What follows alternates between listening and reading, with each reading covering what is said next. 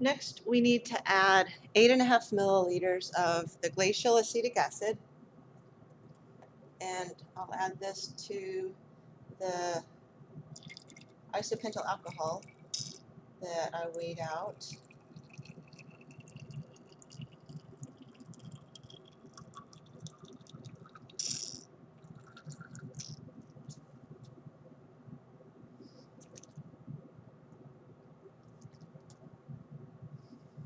Okay, so this is 8.5 milliliters of glacial acetic acid.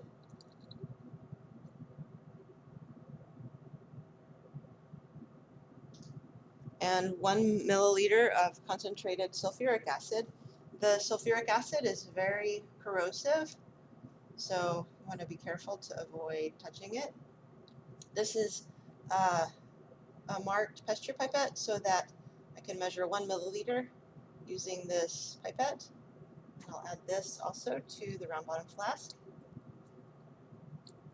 So now I have my isopentyl alcohol, my glacial acetic acid, and 1 milliliter of concentrated sulfuric acid mixed together in the round bottom flask.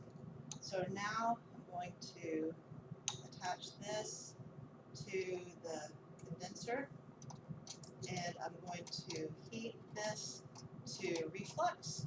Reflux means to boil the mixture and bring the vapors can come up into the condenser.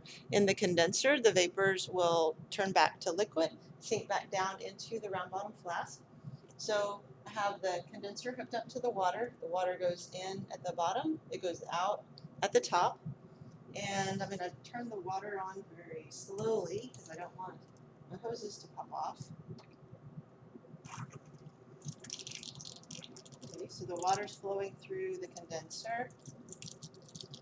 Water's flowing through the condenser. I need to add some boiling stones to the round bottom flask.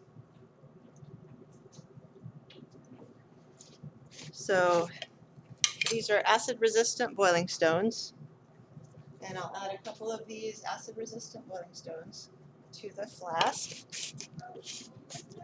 And now raise the sand bath.